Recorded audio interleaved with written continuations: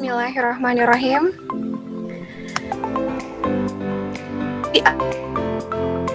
Di bawah sarang burung tempua, salam sembah pembuka acara. Selamat datang untuk semua.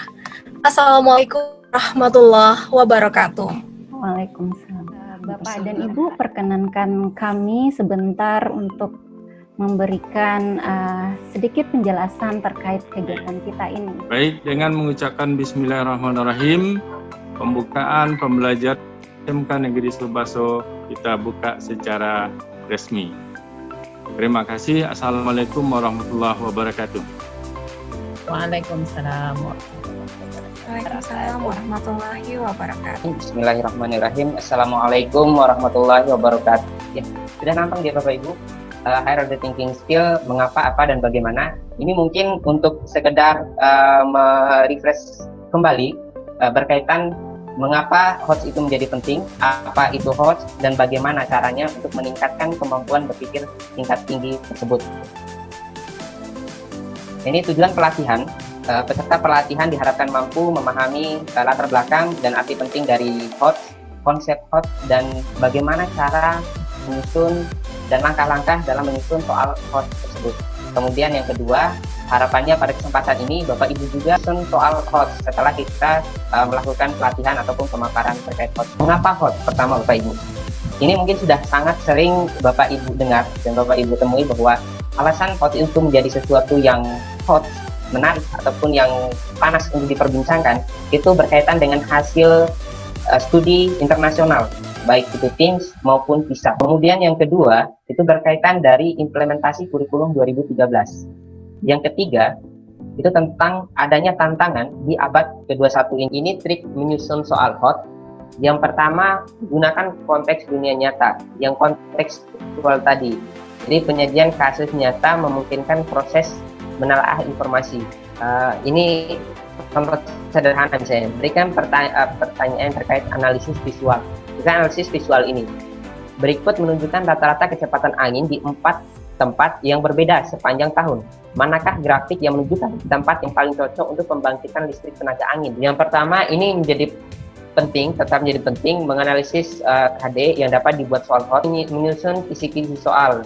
Ini sama standar memilih KD yang dibuat yang dapat dibuatkan soal HOT-nya, memilih materi, kemudian merumuskan indikator dan menentukan level kognitifnya, ke-4, ke-5, atau ke-6. Setelah itu memilih stimulus yang menarik dan kita bisa berupa narasi, bisa berupa grafik, atau bisa berupa gambar. Setelah itu Bapak Ibu menulis butir pertanyaan sesuai dengan kisi-kisi soal. Ini kita variatif Bapak Ibu, bidang ilmunya mungkin tidak semua contoh bisa kami tampilkan ya, tapi setidaknya tadi sudah jadi gambaran. Nah, saya nih menjadi sedikit terinspirasi Bapak Ibu dari soal tadi yang dicontohkan masalah kincir angin tadi ya, pembangkit tenaga listrik dari angin gitu. Nah, sebetulnya kalau seperti itu, optionnya itu sebetulnya mungkin selama ini kita langsung nulis saja.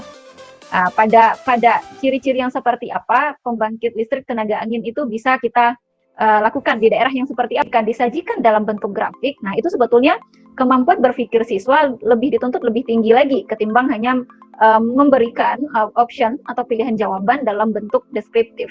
Nah, jadi itu pemanfaatan gambar-gambar grafik itu juga sangat penting dalam membuat soal HOTS, dan jika itu memang relevan dengan saya yakin kita peserta yang hadir di sini cukup variatif, dan mohon maaf tadi tidak semua contoh mungkin ya, tapi setidaknya Bapak Ibu sudah bisa membayangkan itu dan mungkin juga sudah melaksanakan di kelas seperti apa contoh soal-soal HOT yang bisa digunakan dalam rangka evaluasi hasil belajar peserta didik. Baik, Bapak Ibu semua, jika ada yang ingin didiskusikan, silahkan ajukan pertanyaan. Bu Priatmi. Waalaikumsalam, Bu. Saya mau bertanya, Bu. Iya. Jumlah soalnya misalnya 60 butir. Iya. Kira-kira yang untuk soal HOTS itu berapa butir atau berapa persen, kemudian yang lots-nya berapa persen, yang mods-nya berapa persen. Terima kasih Ibu. Baik. Assalamualaikum warahmatullahi wabarakatuh. Waalaikumsalam warahmatullahi wabarakatuh. Ini mengenai porsi soal ya Bu ya. Nah, kalau dari sekian banyak soal, berapa harusnya porsi untuk soal HOTS-nya? Nah gitu. Baik, kita persilahkan kepada Bapak Sarul Ramadan. Ketentuan baku, kalau sepengetahuan saya, mungkin nanti dari Bu Yatmi bisa, mungkin kalau atau lain dapat informasi. Tapi kalau kita merujuk kepada ujian nasional, maka porsi yang soal HOTS itu adalah 20%. Yang pertama, Jadi misalnya, tadi Bapak ada menyebutkan penyelarasan dalam pembuatan soal HOTS itu ada tentang penilaian, tujuan, dan pembelajaran, Iya. Bu ya. Iya. Nah, yang mau saya tanyakan di sini tadi itu model pembelajaran apa yang direkomendasikan untuk pembelajaran HOTS ini? Terima kasih Bu Fatmalisa ya. Nah, jadi memang dalam pelaksanaan pendidikan itu bukan hanya HOTS saja, memang harus menyelaraskan ada 3 aspek tadi yang berbentuk segitiga ya. Lalu sebetulnya model-model apa saja yang kita bisa gunakan dalam pembelajaran agar pembelajaran kita sudah mengarahkan siswa untuk berpikir tingkat tinggi. Lalu ada tidak kata kuncinya ada dalam beberapa yang bisa diterapkan. Tapi yang paling sering dan paling direkomendasikan itu adalah problem based learning. Juga yang berkaitan dengan creativity dan creative learning. Ya, terima kasih atas keterbukaan Bapak Ibu meluangkan waktu mengikuti kegiatan kita pada hari ini. Berhubung sudah azan, marilah kita sama-sama melaksanakan kewajiban. Mohon maaf sekali lagi kami dari UNP atas keterbatasan yang ada. Assalamualaikum warahmatullahi wabarakatuh. Waalaikumsalam warahmatullahi wabarakatuh. Waalaikumsalam warahmatullahi wabarakatuh.